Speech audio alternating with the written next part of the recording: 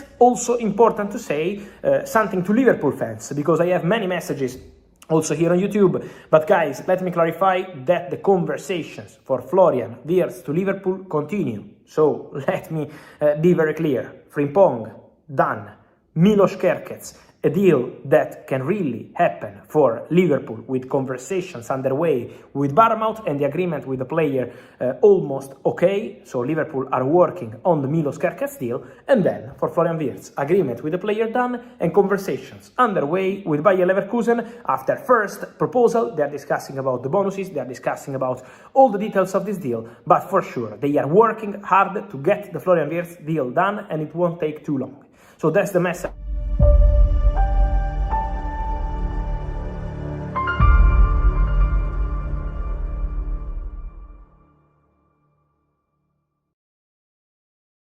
Good morning and welcome back to the Football Terrace. Hit like buttons, get this stream shared across your social media platforms, in your group chats. And of course, I want to get your comments in below. Some really big and important updates in the transfer window to go through this morning.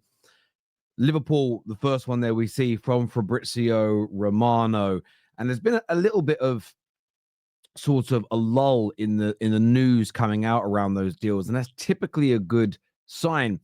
Frimpong was shown just 12 to 24 hours ago flying into the UK to complete the medicals, the paperwork, all the legalities to become a legal player. Gyokeres is progressing very, very nicely, according to reports. And the situation with Wirtz is very clear, according to Fabrizio Romano, and that is personal terms are no problem, personal terms agreed, and the player is set and wants to become a Liverpool player. He has picked them. It's just about getting the package fixed with Bayer Leverkusen, and that is where the delay comes. And I don't think it's anything for Liverpool fans to worry about. Leverkusen ideally want a package worth over 100 million euros. And what Liverpool are trying to do is find the most cost-efficient way of getting that done. That is a sensible way to operate. It's the correct way to proceed. Now, some of that will be cash. There are talks of 80 to 90 million pound bids, with players being offered in the other direction as a make weight, essentially. And Harvey Elliott's name is one as an example that have come up. But the message has been very, very clear. Liverpool are going to land these players. We've had a lot of our Liverpool supporters who follow the terrace say, what's the latest? What have you heard? Could you put something together? So I thought I would do that. I was watching Fabrizio last night and felt that that's probably the most accurate, quick, one-stop shop for what's going on with Liverpool right now. But also with Liverpool, which I think is important, is a lot of people ask this question, how can they afford all of this? How can they afford all these players? The renewals of contracts, what's going on? Now, let's just park for a moment. They didn't spend a penny last year, and that money can roll over, essentially. You also have to look at news like this that's come out from Court Offside today, and that is that Liverpool want to sell Kwanzaa for around £30 million by Leverkusen, Dortmund, Forest, Bournemouth, Brentford, Everton, and Newcastle are all interested in the defender. And this is where, and it pains me as a United fan to say it, but this is where Liverpool are, in my view, the best in the Premier League. Yes, Brighton are able to sell stars that they have unearthed, rare gems that they have unearthed. They're able to sell those players for exorbitant amounts of money most of the time. Where Liverpool, for me, are the best in the Prem is they have had many an unwanted player, many a player not needed at their club, who they're able to generate very, very good sums of money for. You go all the way back to Jordan Ibe getting sold for 20-odd million pounds. I was going to say Brewster was his name. Brewski. Brewster. I think they got £25 million for a player that had barely kicked a ball. And there's multiple other examples. And these are the areas where they flourish. Liverpool Football Club, in these areas, in these moments, this is where they are at their absolute best. Now, moving on from Liverpool this morning, a deal that is reported as being very close to happening now for Arsenal is the renewal of a contract of Thomas Partey. This from the hand of Arsenal states that Arsenal are now in the final round of talks to renew the contract of Thomas Partey. A short-term deal is on the table with a variable wage structure. I don't quite know what a variable wage structure means. Maybe his base salary is going to drop, and when he starts games or makes appearances, the money goes up. It says negotiations have gone very well, and both camps are now confident of reaching an agreement. And look, we know that there hasn't been any major updates officially on this. Zubimendi is expected from this point to become an Arsenal player. But I think keeping Thomas Partey for another year is sensible. I think what it should do for Arsenal is enable them to put more eggs into one basket, and that is around the attack. That is around getting more goals, getting more creativity into that Arsenal side. Having a midfield with Zubimendi, with Rice, Partey, and then, of course, Moreno that will step back into that area. It gives Arsenal more resource to go and look at the left-sided attackers, the Rodrigos, Williams, Leaos that they are linked to. Of course, the number 9, a massive component we're going to move on to.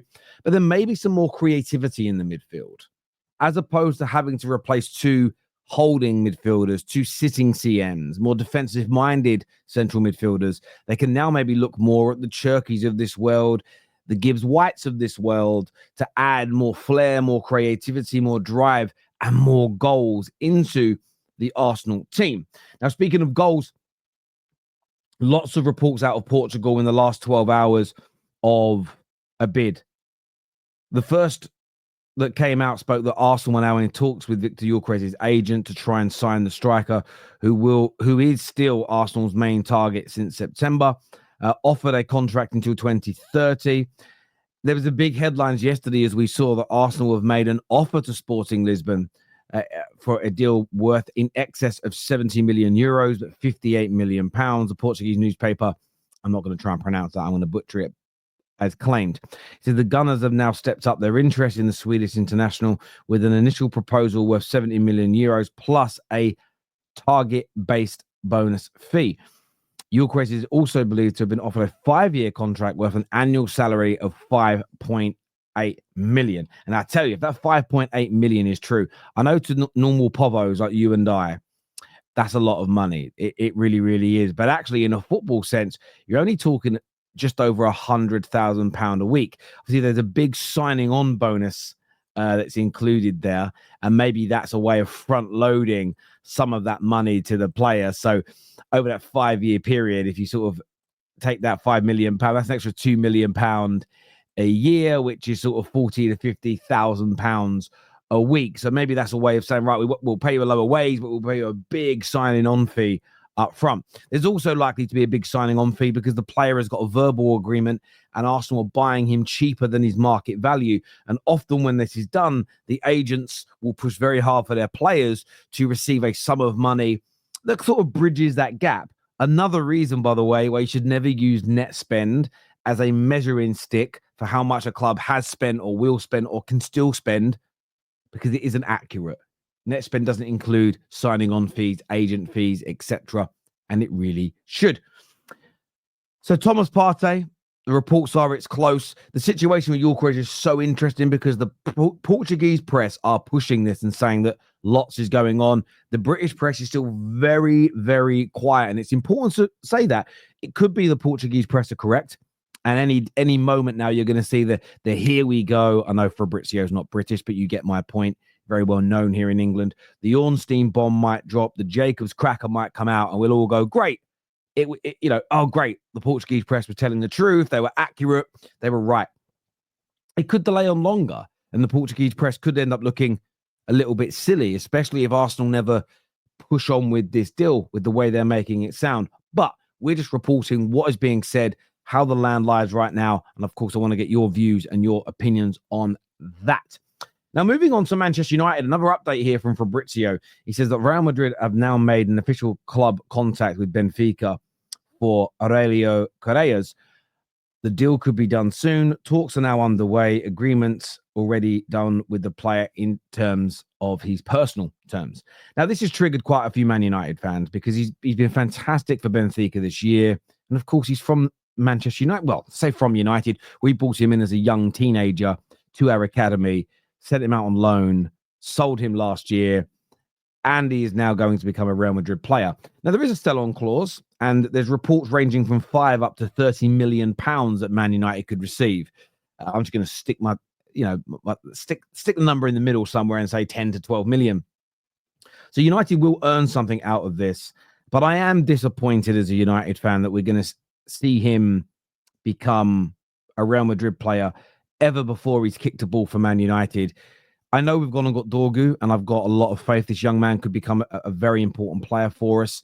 But I think about our left-back issues over the last couple of seasons, and we've had a player out on loan and then sold, killing it in Portugal, doing very well in the Champions League, doing very well in Europe, and now Real Madrid are buying him. There is a soreness here. And I don't necessarily blame Ineos for this because I think the damage was done prior to their arrival. I think the player's nose was put out of joint by being sent out on loan. And then I think he just felt, well, I want to leave now. I want to go. I want to go somewhere that's always had faith in me as a professional football player. And this is something I hope we don't. I hope this isn't a mistake again that we make. And there's talk of the likes of some of our youngsters like Kone going out on loan. Obviously, young Obi, he didn't have the greatest sort of debut season for us. I think he was maybe rushed in a little bit because of injuries and goal scoring problems, and he'll go out. But I really hope we can nurture some of these youngsters and get the very best out of them. The money, though, will come in handy. There's no doubt about it. Now, an update here from Chris Wheeler in relation to Mbuemo. He says here that talks have taken place with representatives of Brentford's Mbuemo, who is available for around £50 million. There are also other more expensive options, including Eze, Semenyo, and Tyler Dibbling. Now, I love how this article is trying to make it sound like United are being cheap in our pursuit of Mbeumo. And this is something Man United fans have got to gear themselves up for. Everyone and his dog rates Mbeumo. Everyone and his dog thinks he's a top player. But yes, Southampton are asking for somewhere close to £80 million for Dibbling. I think Bournemouth wants £60 million for Semenyo. Everybody likes Eze, and again, they're talking about 60 to 62 million pounds for him. But I think, look, we're being honest, I think people might put Eze on the top of that list of the best player, and that's fair, especially with what he did in the semi-final and final with the FA Cup. But I'm taking Mbeumo over Dibbling. I'm taking Mbeumo over Semenyo, and I like both those players, by the way. I'm never going to slag them off. I'm never going to put them down, but I'm taking him.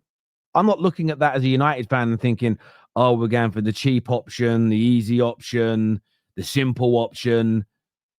No, I'm looking at this and thinking to myself, this reads to me and feels to me like a really good, really solid, really exciting piece of business. And I'm not too sure why people are sort of slagging it off, really. I'm not too sure why people are... Well, I don't know. That's not true. I know why the media are doing it. The media are doing it because they will always try and make things that Man United do look bad. A lot of problems at our club, a lot of issues that I call out on a daily. Anything good we do, they'll still look for the negative lining, as it were. But look, I'm glad United are progressing with talks. I'm glad United are pushing for this deal. To have Cunha and Mbeumo, it goes a long way to fixing the goal-scoring issue at Manchester United. Goes a long way to fixing the lack of athleticism in our attack. Doesn't completely fix us, doesn't make us the finished article. We're not in any title conversations, and only a fool would suggest it. But in terms of fixing a particular area of our team, the attack, goals, speed, athleticism, it could be a fantastic start to the window to get a player like this over the line, especially if we can get it done early. The earlier, the better. I think it sends such an important and strong message out across Europe. But look, as ever, I really would love all of your views and your opinions on these stories that we have covered today. Please hit the like button for me. Please make sure you're subscribed to the Football Terrace. Until next time, take care, goodbye, God bless, and I'll see you all again soon.